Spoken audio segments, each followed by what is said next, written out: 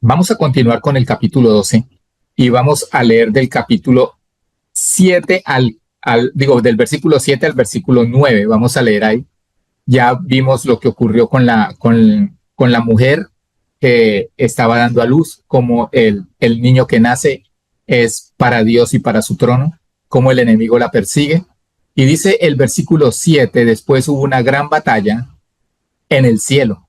Miguel y sus ángeles luchaban contra el dragón y luchaban el dragón y sus ángeles, pero no prevalecieron, ni se halló ya lugar para ellos en el cielo. Y fue lanzado fuera el gran dragón, la serpiente antigua que se llama Diablo y Satanás, el cual engaña al mundo entero. Fue arrojado a la tierra y sus ángeles fueron arrojados con él. Aquí quiero hablar un momentico de quién es Miguel, quién es ese ángel que está ahí en el cielo y que batalla contra el diablo. La palabra Miguel significa quién es como Dios. Ese es el significado del nombre Miguel. ¿Quién es como Dios? Y vamos a mirar 3 versículos bíblicos que nos describen básicamente quién es Miguel. El primer versículo bíblico nosotros lo encontramos en Daniel 1:3, en Daniel 10:13, que dice que es de los príncipes, de los principales ángeles de Dios, que se enfrenta a los principados de demonios. Dice así más exactamente: mas el príncipe del reino de Persia se me opuso 21 días, pero he aquí Miguel, uno de los principales príncipes, vino para ayudarme y quedé allí con los reyes de Persia. Entonces, una de las cosas que podemos ver acá es que el ángel Miguel es, es como ese apoyo en guerra contra el diablo para el Señor Jesucristo. Y aquí vemos nosotros que también es el que lucha contra las potestades de las tinieblas por ser, dice ahí, uno de los principales príncipes. Entonces, prácticamente, ahorita vamos a ver esa palabra príncipe también más adelante, pero lo que quiere decir ahí es que es de los ángeles principales que tiene Dios en el reino de los cielos, de esos que son para la guerra, preparados para la guerra. Hay otros preparados para otra cosa, para ayudar a la gente, para cuidar, pero este es el que prácticamente está dedicado para pelear contra Satanás. En el versículo 1 del capítulo 12 de Daniel, está llamado a ser el ángel que custodia al pueblo de Israel.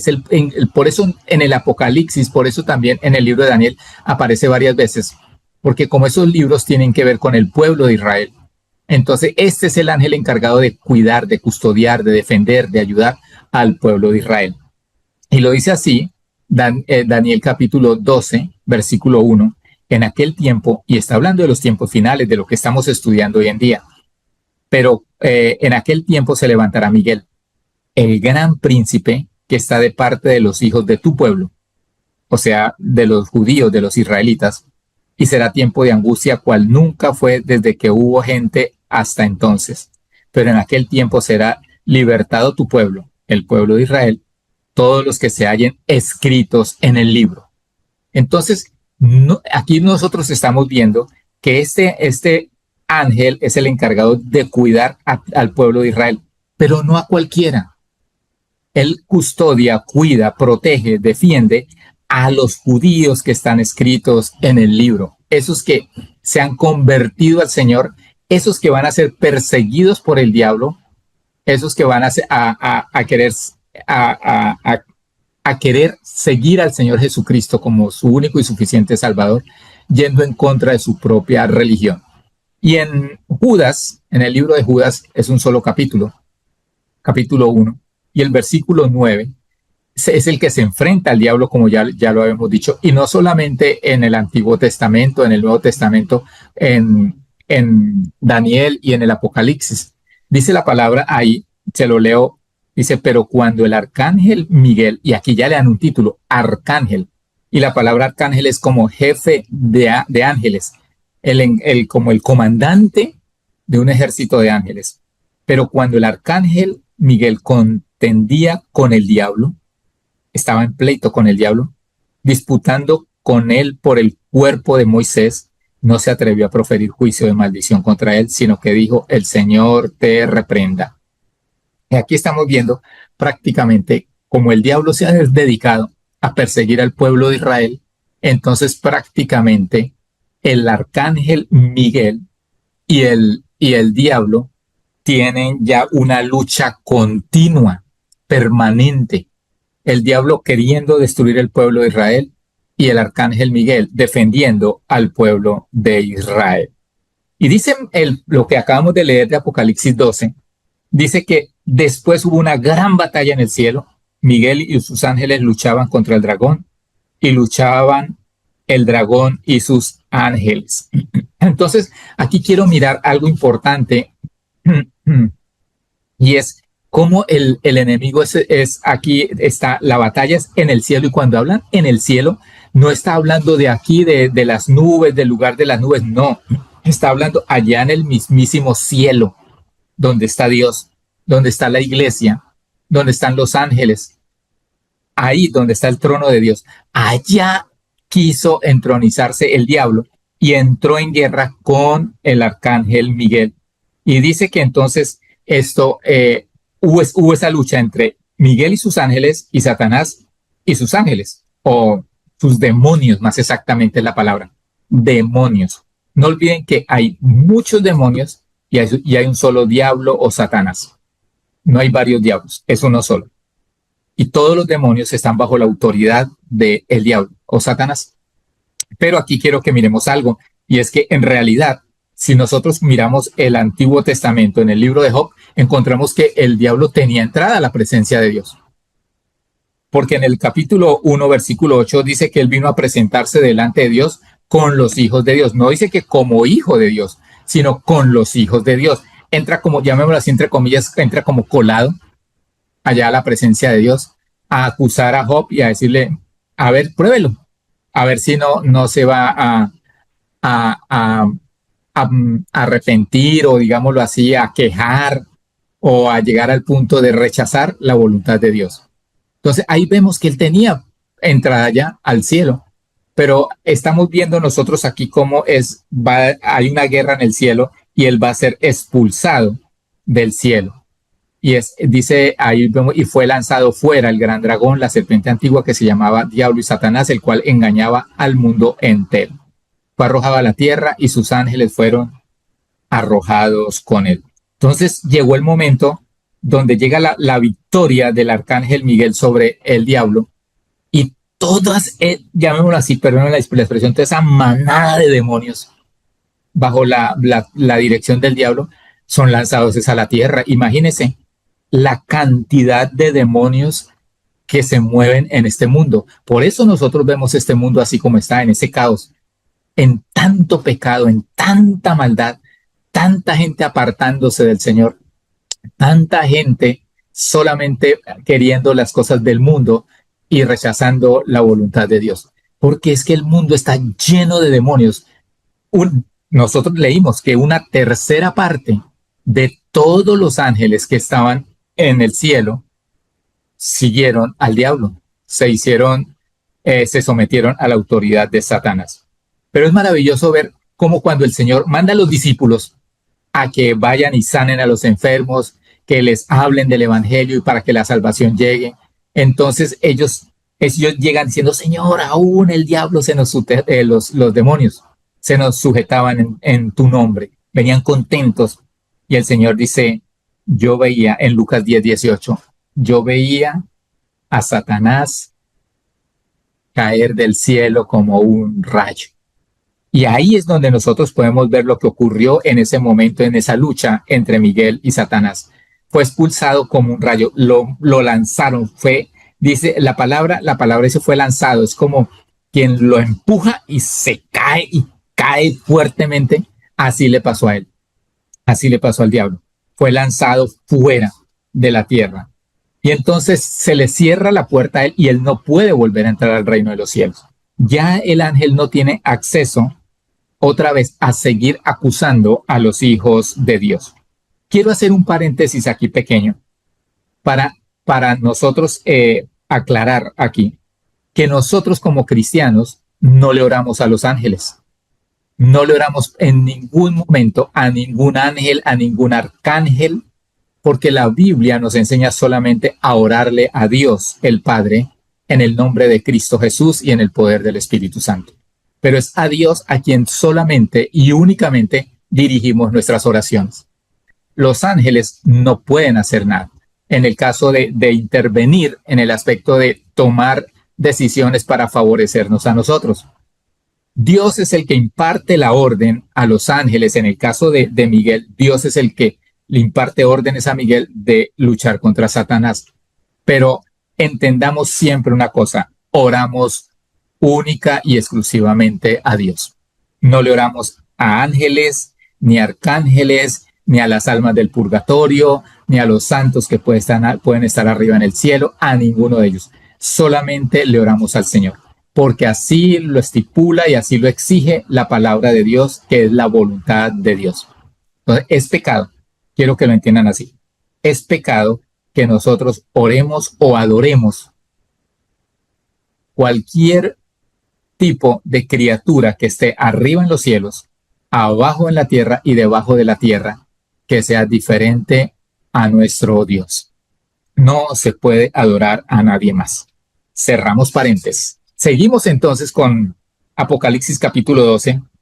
Y dice que después de esto, que cuando Satanás fue lanzado con todas sus huestes de maldad, dicen a partir del versículo 10, dice, entonces oí una gran voz en el cielo que decía, ahora ha venido la salvación, el poder, el reino de nuestro Dios y la autoridad de su Cristo, porque ha sido lanzado fuera el acusador de nuestros hermanos, el que los acusaba delante de nuestro Dios día y noche.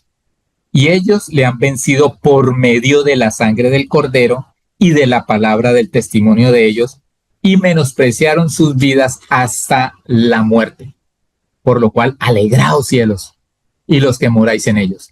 Ay de los moradores de la tierra y del mar, porque el diablo ha descendido a vosotros con gran ira, sabiendo que tiene poco tiempo.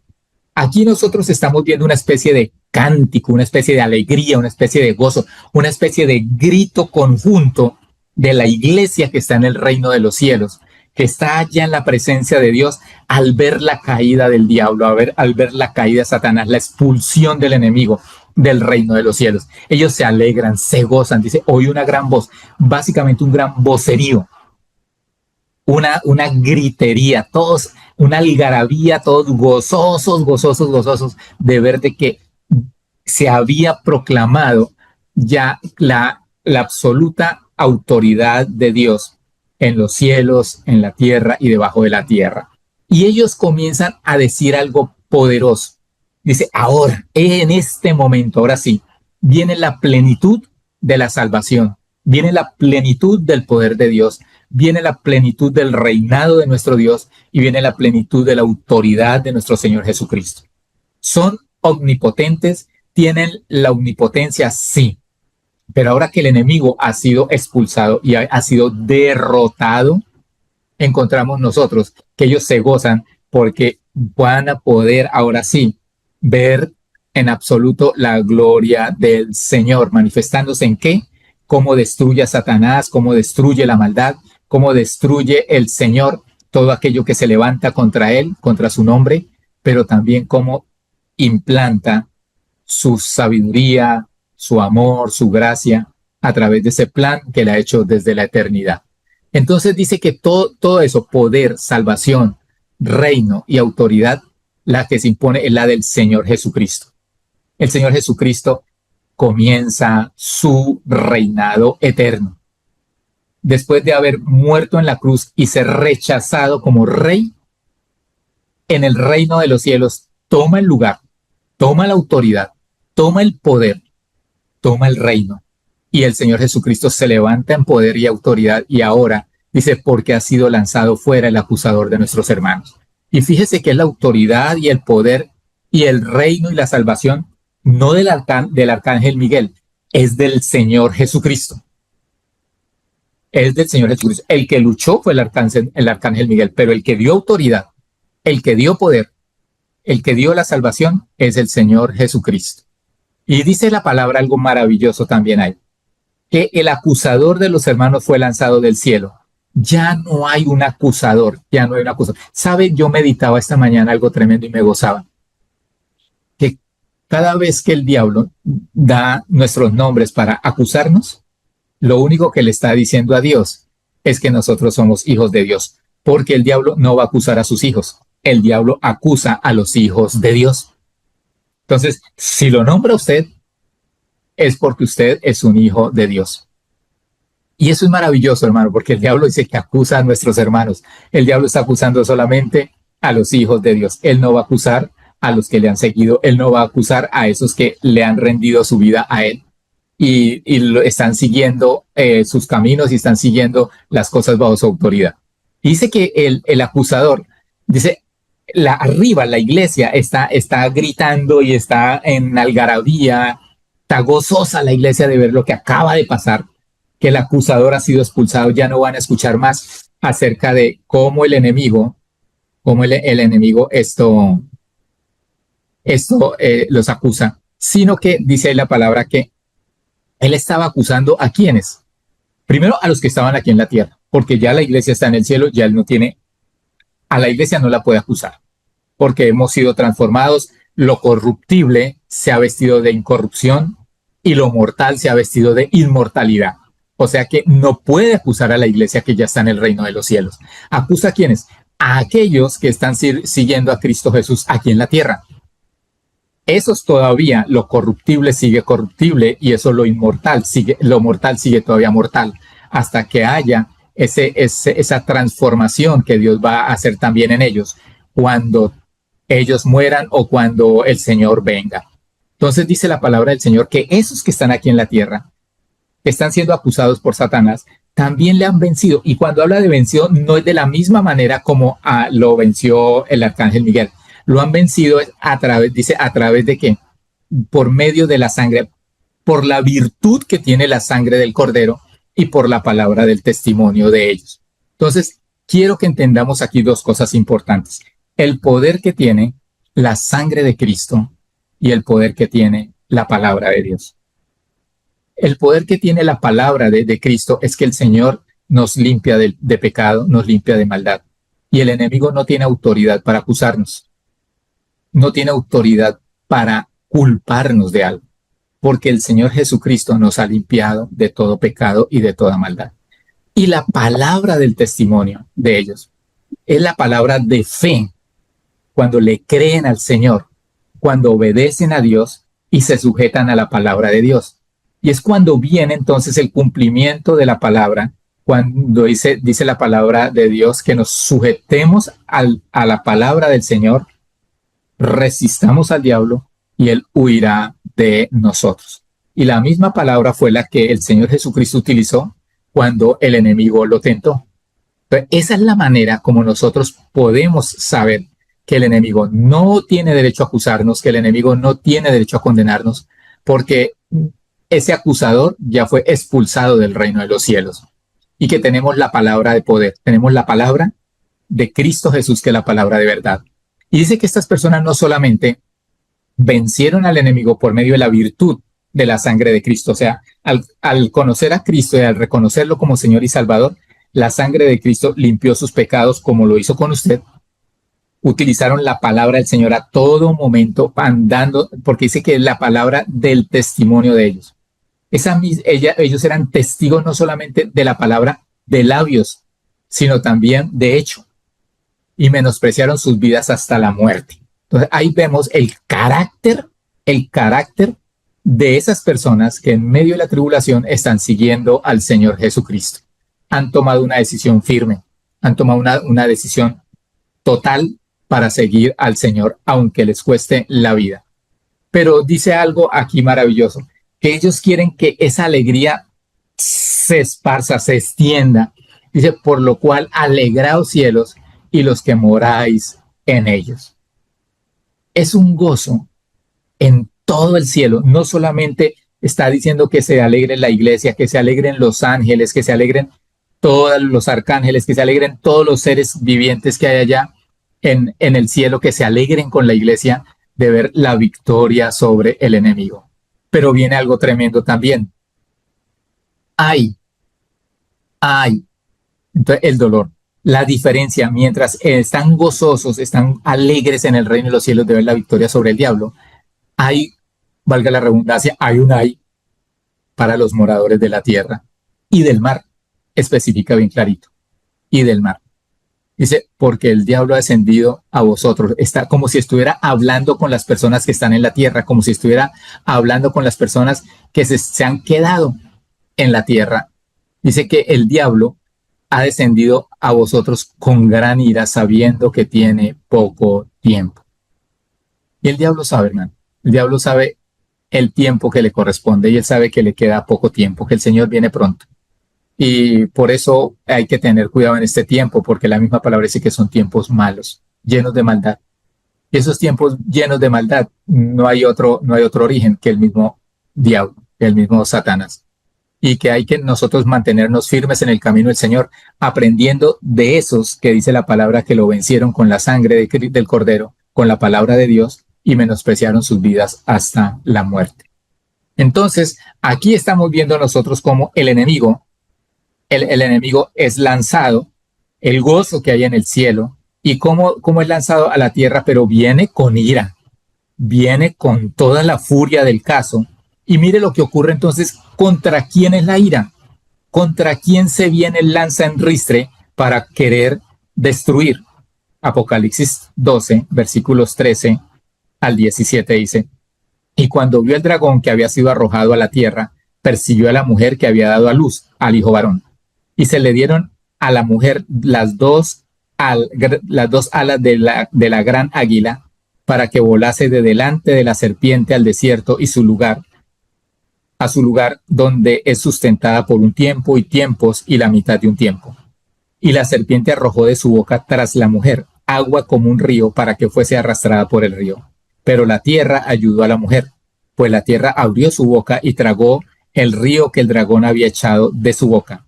Entonces el dragón se llenó de ira contra la mujer y se fue a hacer guerra contra el resto de la descendencia de ella, los que guardan los mandamientos de Dios y tienen el testimonio de Jesucristo. Ahora, cuando el enemigo se ve vencido, cuando el enemigo se ve expulsado, entonces tiene la actitud de perseguir ¿a quién? A Israel.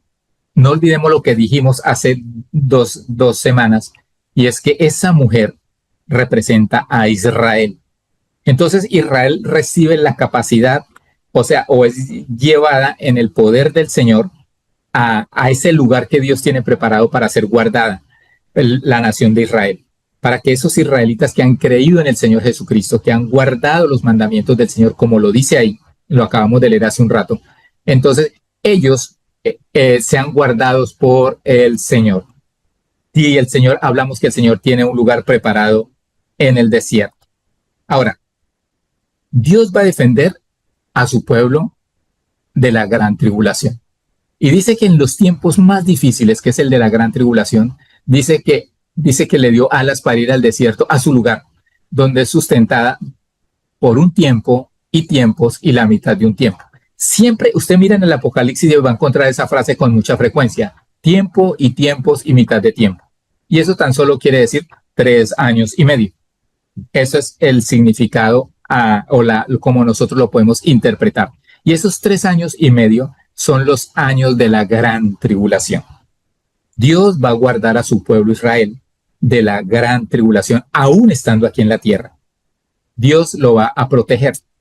Entonces, dice la palabra de Dios que en medio de eso, ¿qué hace entonces el dragón o el diablo? Y es que dice la palabra de Dios que arroja agua como un río para destruir a Israel, pero la tierra abre la boca y se traga ese río. Y aquí queremos entrar un poquitico a mirar lo que representa eso. Cuando nosotros hablamos hace 8 días que el anticristo sale del mar y hablamos que el mar las aguas representan multitudes de gentiles, de la misma manera, cuando el Señor está aquí revelando su palabra y dice que el diablo abrió su boca y entre comillas, digámoslo así, vomitó agua. Es que significa que no con la magnitud de un mar, pero sí en cierta manera con la magnitud de un río, una muchedumbre comienza a perseguir a Israel. una muchedumbre comienza a perseguir a Israel para destruir. Él comienza a utilizar, puede ser unas naciones, pueden ser unos reinos, pueden ser un grupo de personas, pero comienzan a perseguir a Israel para destruir. Y podemos nosotros ver en la Biblia varios aspectos de cómo Dios ha protegido a su pueblo. Y quiero hablar de cuatro puntos que nosotros podemos tomar como ejemplo. Uno, cuando el pueblo de Israel era perseguido por Egipto, cuando el éxodo, y encontramos cómo el pueblo de Israel atraviesa el Mar Rojo, pero cuando el ejército de Egipto quiere atravesar el Mar Rojo, se lo traga el mar. Eso es prácticamente lo que hacen. A ese ejército se lo traga el mar, porque ellos van pasando y las aguas caen sobre ellos y son sumergidos entre las aguas, y ahí se acabó todo ese ejército que iba persiguiendo al pueblo de Israel. Otra cosa que ocurre, y es de pronto un poquito en miniatura, pero equivalente, es con la rebelión de Coré, que ellos comienzan a rebelarse contra Moisés, y en esa rebelión, ¿qué ocurre? La tierra se abre, se los traga. Eso dice la palabra, que la tierra se abre y se los traga a ellos. Y desaparece esa rebelión.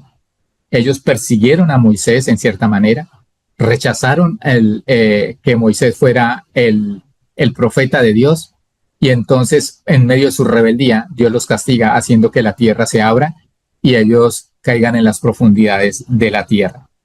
Una de las cosas tremendas es, yo miraba ejércitos destruidos por la naturaleza.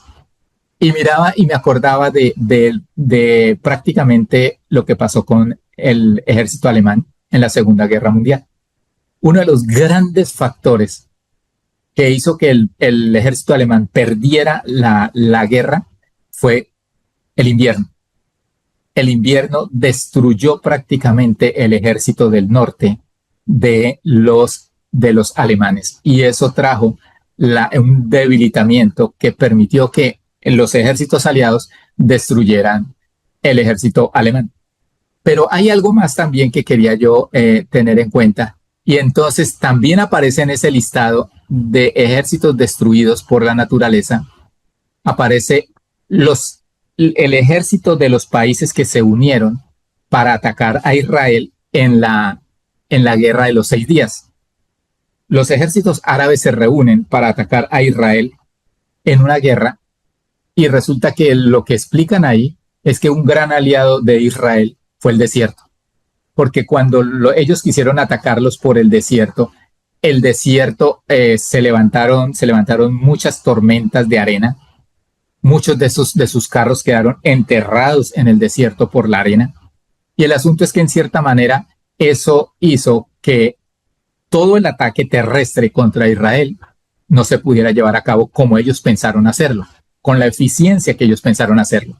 Entonces el pueblo de Israel tuvo la victoria sobre los ejércitos árabes, y ellos aún expandieron su territorio.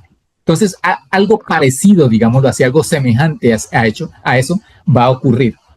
El diablo va a mandar una multitud de ejércitos contra el pueblo de Israel, pero Dios se encargará que la misma naturaleza, que la misma tierra, dice ahí, que abrirá su boca y los tragará. Que no sé cómo será, pero que Dios lo va a hacer, lo va a hacer.